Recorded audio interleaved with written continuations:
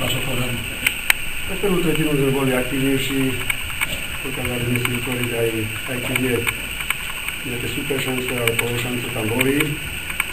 Trikrát sme dokázali ísť do vedenia. Žiaľ, trikrát sme prešustrovali, hlavne osobnými chybami.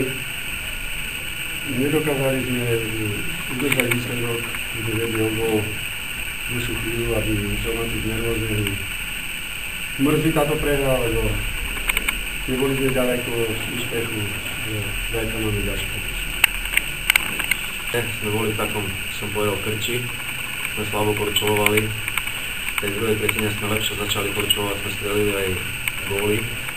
Tretia tretina by som povedal, že bola vyrovnaná a sme mali šťastný ten záver, kedy rozhodca vylúčili hráča a sme mali bez predĺžení 4-3, ktoré nám perfektne